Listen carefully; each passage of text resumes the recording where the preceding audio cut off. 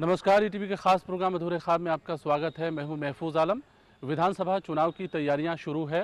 सूबे के सभी विधानसभा क्षेत्रों में सियासी हलचल भी तेज़ होने लगी है और उसी के साथ विधानसभा क्षेत्रों का सियासी पारा भी चढ़ने लगा है।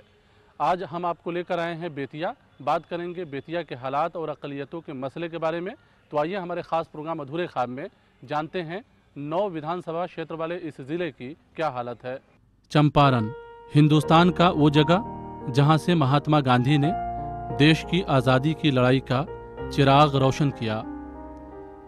जंग आज़ादी की तारीख में चंपारण का मुकाम काफ़ी बड़ा रहा है। इसी सरजमीन से आज़ादी के मतवालों ने ग़ुलामी की जंजीरों को तोड़ने की तहरीक का आगाज़ किया था। आज भी यहाँ के लोगों को उस बात का फ़ख्र है, लेकिन ज़िले के मौजूदा हालात पर उन्हें बेहद अफसोस होता है। स्थानीय लोगों की माने तो जिस इलाके ने महात्मा गांधी के साथ पहली कतार में खड़ा होने की हिम्मत की थी, आज वही इलाका सरकारों के प्राथमिकताओं में अपनी कोई ख़ास जगह नहीं बना पाया है। शहर की सड़कों से लेकर गली और मोहल्लों में कोई ख़ास रौनक दिखाई नहीं देता है। शहर में ट्रैफिक जाम का मसला शदीद है, वहीं पूरे शहर में जगह जगह गंदगी का अंबार है। आज़ादी के इतने दिनों बाद भी ज़िला हेडक्वार्टर की हालत नहीं बदल पाई है, जबकि सियासी पार्टियों की तरफ से हमेशा बड़े बड़े दावे किए जाते रहे हैं। चंपारण के लोग जो है ना, हम अंग्रेज़ों के ख़िलाफ़ लड़ रहे थे। गांधी जी को बुला करके यहाँ पर भिथियरवा आश्रम है, हमको मिला नहीं है, अब मिलना चाहिए। और मैं समझता हूँ कि ये जितने भी लोग हैं हमारे चंपारण के वासी, वो जाग चुके हैं और उनको अब जो है ना वो अपना हक लेकर ही छोड़ेंगे। अभी भी बहुत से हालात ऐसे जहाँ पर जाइएगा तो सड़क नहीं है। अभी इधर बांध से उधर जाइए तो अभी बारिश हो जाए तो अभी भी उस पार के लोग का ये हालत है कि जैसे अगर आदमी मुर्दा के बाद खटिया पे चढ़ता है, इधर जिंदगी में लोग खटिया का सवाल दिलता है। सूबे में चुनाव की गहमागहमी शुरू हो गई है। जिले में भी उसका खास असर है। लोग विकास का काम होने और नहीं होने की चर्चा चौक चौराहों पर करने लगे हैं और उसी के साथ सियासी पार्टियों की सियासी मुहिम भी अपने शबाब पर है। खास बात यह है कि सभी पार्टियां बेतिया के 9 विधानसभा क्षेत्रों में अपनी अपनी जीत का दावा कर रही हैं। साथ ही लोगों से इलाके की मुकद्दर को बदलने का एक बार फिर से वादा किया जा रहा है। चुनाव में अब कुछ ही वक्त बचे हैं। यहाँ के लोग भी कई तरह के स्थानीय मुद्दों पर सियासी पार्टियों के नेताओं को घेरने की तैयारी करने लगे हैं। पश्चिम चंपारण के 9 विधानसभा में लोकल समस्या रहेगा। इस बार लोकल समस्या का मुद्दा लोग बनाए जाएंगे, यहाँ पे बनेगा और इसी को लेकर इलेक्शन लड़ा जाएगा। तो यहाँ के लोगों का भी यही मानना है, सोचना है कि लोकल समस्या प्रॉब्लम जो भी है वो सब खत्म हो। इसी में जो अच्छे काम करेंगे उनको लोग आएगा कैंडिडेट, अगर पार्टी टिकट देती है, अगर आते हैं लड़ते हैं तो उनको लोग जिताएगा यहाँ पे। दरअसल ये इलाका पूरी तरह से खेती पर निर्भर करता है। 1357 गाँव वाले इस जिले का बड़ा मसला तालीम और रोजगार से जुड़ा है। बड़ी आबादी खेती करती है या फिर रोजगार की तलाश में यहाँ से पलायन कर जाती है। यूं तो सभी सियासी पार्टियों ने इलाके के इस खास मसले को हल करने का बार बार वादा किया है, लेकिन कई चुनाव देख चुके लोग कहते हैं कि हर चुनाव का मंजर एक जैसा होता है, वादे भी एक जैसे ही होते हैं जो कभी पूरे नहीं होते। अब ये 9 विधानसभा बेतिया है। मैं अभी जो महागठबंधन चल रहा है, मुझे नहीं लगता है कि इस 9 विधानसभा में से एक भी मुस्लिम कैंडिडेट जीत करके जाएगा। अगर सही नुमाइंदगी नहीं दी गई, सही मुस्लिम कैंडिडेट को टिकट नहीं दिया गया, तो जाहिर है वो नहीं जीतेगा, और नहीं जीतेगा तो असेंबली में उसकी नुमाइंदगी भी नहीं होगी। गांव के लोगों की माने तो खेती के लिए सरकार की तरफ से कोई खास साधन उपलब्ध नहीं कराया जाता है। उधर महंगाई किसानों की कमर तोड़ती है। इस इलाके में गन्ना की खूब खेती होती है।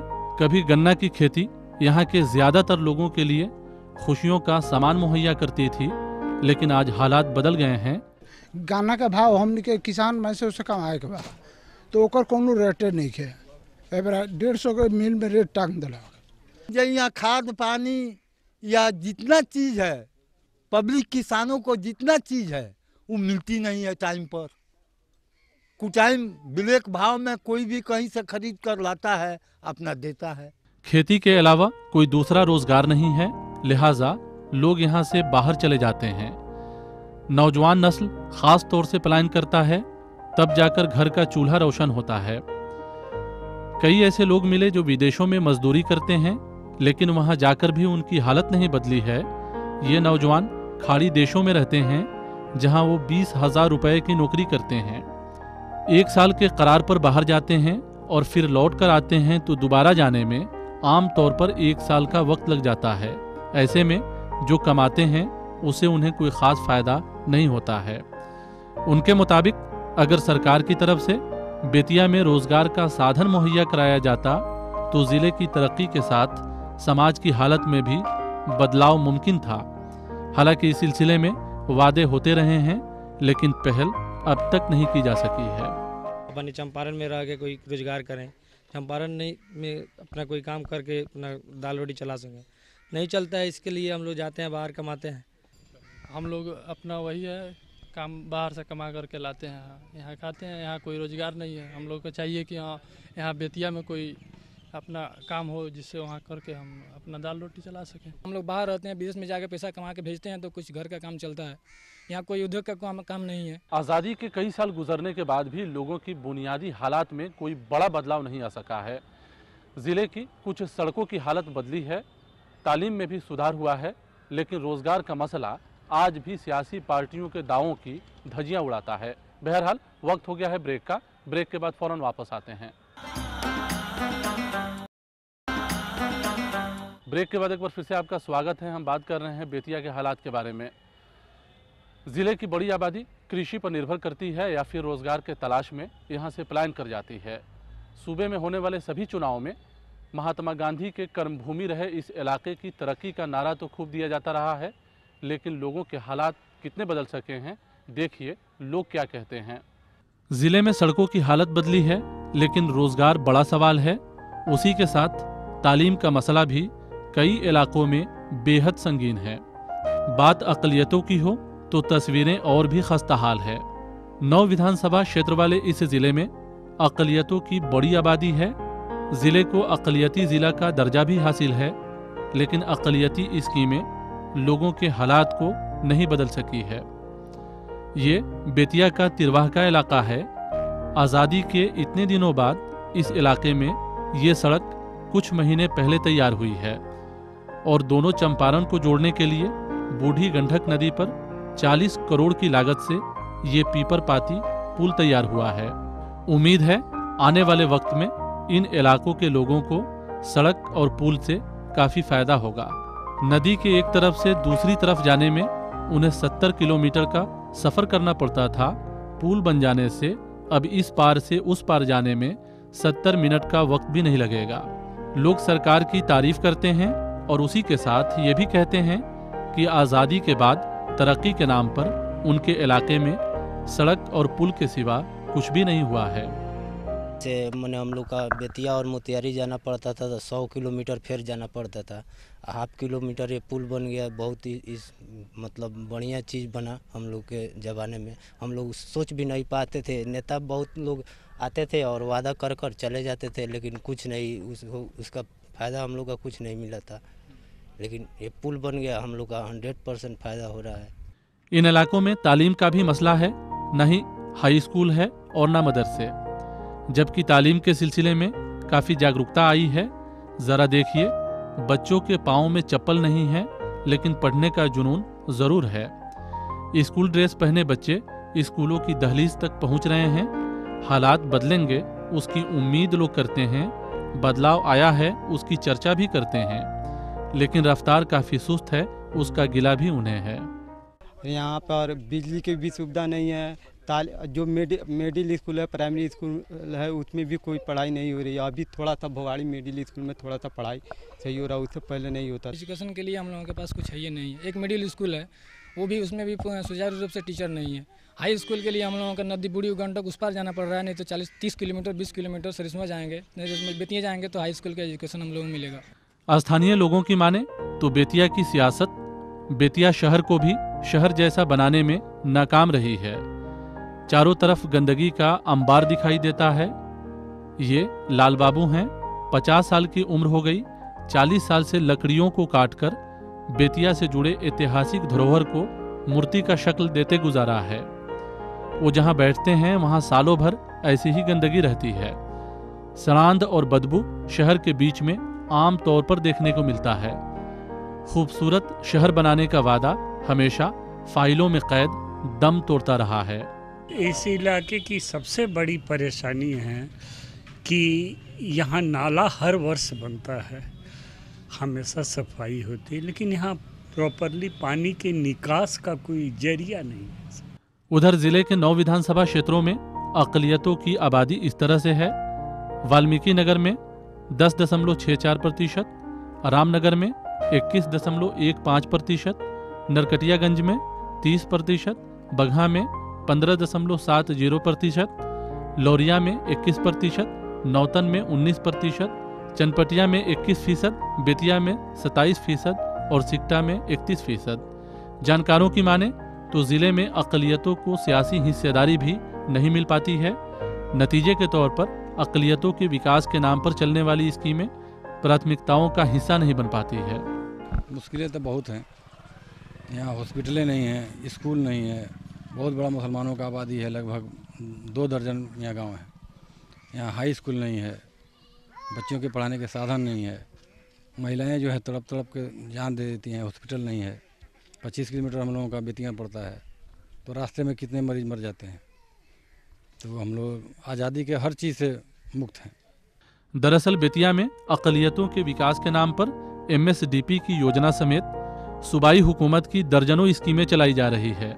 जानकार कहते हैं कि अक़लियती स्कीमें जहां पूरी तरह से लागू नहीं हो सकी है, वहीं MSDP की योजना लूट का शिकार रही है। जितने माइनॉरिटीज़ ज़िले घोषित है उसमें एक ज़िला पश्चिमी चंपारण भी है। MSDP में की योजना के तहत बहुत पैसा आया, जिसका सूचना का अधिकार से मैंने जब प्राप्त किया तो मालूम हुआ कि हमारा राशि जो माइनॉरिटीज़ को जाना था वो ऐसे जगह जाना था जहाँ 20% 25% से अधिक माइनॉरिटीज़ की आबादी हो, उनके विकास के लिए जाना था, लेकिन उस पैसे का बंदरबांट हुआ। बेतिया को अक़लियती ज़िला का दर्जा भी हासिल है, लेकिन अक़लियती समाज की माने तो सियासी नुमाइंदगी की कमी और सरकारी स्कीमों के लागू नहीं होने से उनके मसले हल नहीं हो पाते हैं। जबकि सभी चुनावों में सियासी क़ुव्वत अक़लियतों के मसले को हल करने के सिलसिले में अपने वादों के फहरिस्त में कई नई वादे जोड़ती रही है। बहरहाल वक्त हो गया है ब्रेक का। ब्रेक के बाद फ़ौरन वापस आते हैं। ब्रेक के बाद एक बार फिर से आपका स्वागत है। हम बात कर रहे हैं बेतिया के हालात के बारे में। बेतिया को अक़लियती ज़िला का दर्जा भी हासिल है, लिहाजा अक़लियतों के विकास के नाम पर दर्जनों स्कीमें चलाने का दावा किया जाता है, लेकिन ज़िले के अक़लियती बहुल इलाकों में लोगों के बुनियादी मसले तक हल नहीं हो सके हैं। अक़लियती समाज को इस बात का भी गिला है कि उनकी रहनुमाई करने वाले लोग भी इस मसले पर कभी संजीदा पहल नहीं करते हैं। चुनाव करीब है, ज़िले में वोट का समीकरण बनने लगा है।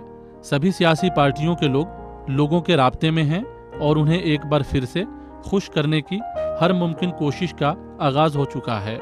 जिले के 9 विधानसभा में 5 पर बीजेपी का कब्जा है, 3 पर जेडीयू का और एक आज़ाद उम्मीदवार ने जीत हासिल की थी जो अभी माझी के साथ हैं।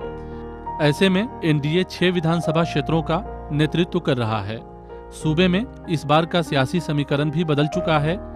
जो पार्टियां एक दूसरे के साथ थीं, अब इस बार के चुनाव में एक दूसरे के खिलाफ रहेंगी और जो पार्टी एक दूसरे के खिलाफ थी, अब एक दूसरे के साथ है।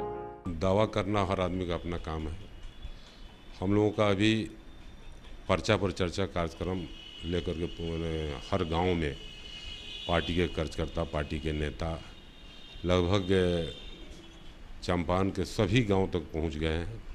और दूसरा कार्यक्रम जो हमारा अभी चल रहा है वो है हर घर दस्तक का, और इसके माध्यम से प्रत्येक व्यक्ति से मिलने का जो कार्यक्रम हो रहा है ये बहुत ही कामयाब है। जिले के विधानसभा क्षेत्रों पर गौर करें तो पिछले साल वाल्मीकि नगर में 12 उम्मीदवारों ने चुनाव लड़ा, लेकिन असल लड़ाई जेडीयू और आरजेडी के बीच हुई। 14,671 वोटों से जेडीयू के उम्मीदवार ने जीत हासिल की, आरजेडी दूसरे नंबर पर रहा। यहाँ 59.77% पोलिंग हुई थी। रामनगर में 15 उम्मीदवारों ने चुनाव लड़ा, बीजेपी और कांग्रेस के बीच असल लड़ाई रही। 29,782 वोटों से बीजेपी के उम्मीदवार ने जीत हासिल की, कांग्रेस दूसरे नंबर पर रहा। 57.83% पोलिंग हुई थी। नरकटियागंज में 12 उम्मीदवारों ने चुनाव लड़ा, 59.37% पोल हुआ। असल लड़ाई बीजेपी और कांग्रेस के बीच थी। बीजेपी के उम्मीदवार ने 20,228 वोटों से चुनाव जीता। बगहा में 58.20% पोलिंग हुई। 14 उम्मीदवारों ने चुनाव लड़ा। जेडीयू और आरजेडी के बीच मुकाबला हुआ था। जेडीयू के उम्मीदवार ने 49,055 वोटों से अपनी जीत दर्ज की। लौरिया में 9 उम्मीदवारों ने चुनाव लड़ा। 60.14% पोलिंग हुई। आज़ाद उम्मीदवार और जेडीयू के बीच सीधा मुकाबला हुआ। आज़ाद उम्मीदवार ने 10,881 वोटों से चुनाव जीता। नौतन में 15 उम्मीदवार मैदान में थे। 55.96% पोलिंग हुई। जेडीयू और एलजेपी के बीच सीधा मुकाबला हुआ।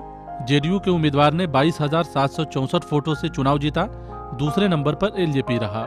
चनपटिया में 16 उम्मीदवारों ने चुनाव लड़ा। 55.77% पोलिंग हुई। बीजेपी और बीएसपी के उम्मीदवार में सीधा मुकाबला हुआ। बीजेपी ने 23,412 वोटों से चुनाव जीता। दूसरे नंबर पर बीएसपी रहा। बेतिया में 17 उम्मीदवारों ने चुनाव लड़ा। 55.26% पोलिंग हुई। बीजेपी और आज़ाद उम्मीदवार के बीच सीधा मुकाबला हुआ। बीजेपी ने 28,789 वोटों से चुनाव जीता। सिकटा में 16 उम्मीदवार मैदान में थे। 62.63% पोलिंग हुई। मुकाबला जेडीयू और आज़ाद उम्मीदवार के बीच रहा। आज़ाद उम्मीदवार ने 8,779 वोटों से चुनाव जीता। चुनाव जीतने के बाद सिकटा के उम्मीदवार ने बीजेपी का दामन थामा। इस बार के चुनाव में सियासी पार्टियां सभी सीटों पर अपनी अपनी जीत का दावा पेश कर रही हैं। चुनाव का बिगुल तो बज चुका है और भारतीय जनता पार्टी इस स्थिति में है कि अगर आज चुनाव हो, हमारी चुनावी तैयारी परिपूर्ण है। हमारे सभी बूथों पर 1 बूथ 20 यूथ की तैयारी हो चुकी है। हम लोग फुल फ्लेजर तैयार में हैं। जब चुनाव आयोग का आदेश होगा, हम लोग चुनाव के लिए तैयार हैं। पिछले चुनाव में बेतिया जिले के 2 विधानसभा क्षेत्रों में जेडीयू और आरजेडी के बीच सीधी फाइट हुई थी। अभी ये पार्टियां साथ हैं। 3 सीटों पर जेडीयू ने चुनाव जीता और 1 सीट पर कांग्रेस दूसरे नंबर पर रही। इस बार ये तीनों पार्टियां साथ चुनाव लड़ेंगी। उधर 5 सीटों पर बीजेपी का पहले से कब्जा है। लौरिया से विनय बिहारी की सीट भी गठबंधन में एनडीए के पास है। 1 सीट पर एलजेपी दूसरे नंबर पर रही थी। ऐसे में अगर इस बार के चुनावी समीकरण और पार्टियों के गठबंधन को देखें तो लड़ाई काफ़ी दिलचस्प होगी। समझने का मौका मिलेगा जो सियासी पार्टियां थी हमारी, जो समझ नहीं पा रही थी, जैसे कि मुख्तलिफ पार्टियां आकर के लोगों को बेवकूफ़ बना करके लोगों को दिखा करके पैसे के लालच पर वोट लेती थीं। तो इस दफ़ा का इलेक्शन बड़ा ही ज़बरदस्त और तालीम याफ्ता लोगों का है और इसमें एक नया इनकलाब आने वाला है। उधर बीजेपी ने दावा किया है कि वो कभी भी इस जिले के किसी भी क्षेत्र से चुनाव लड़ी है तो उसकी जीत हुई है।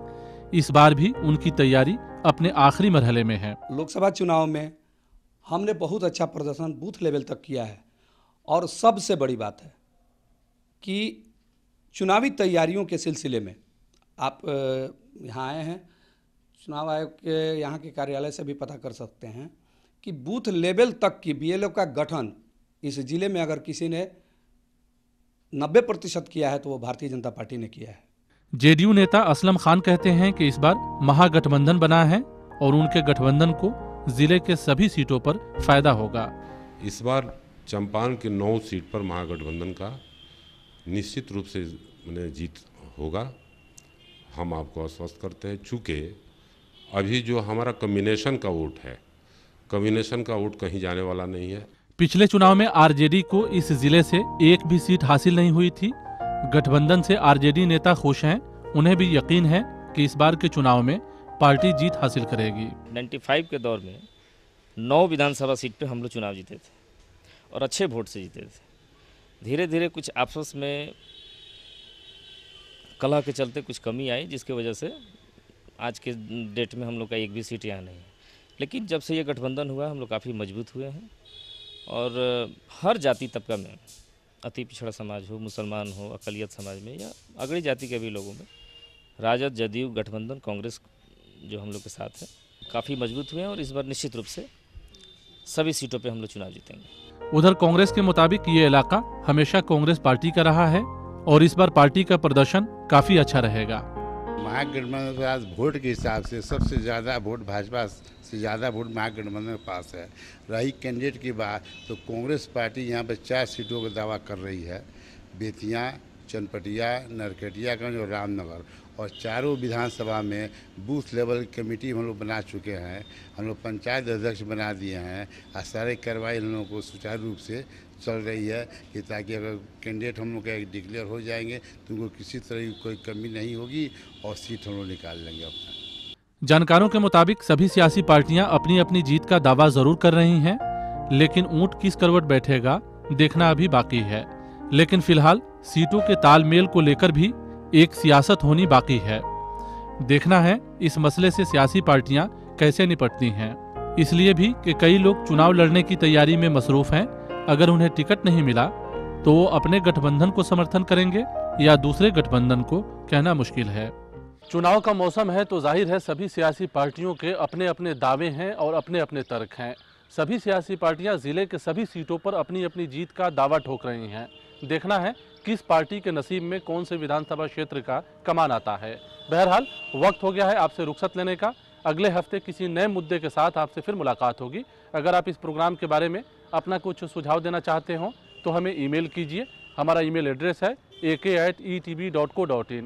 तो यहीं पे हमें और हमारी पूरी टीम को दीजिए इजाज़त। नमस्कार।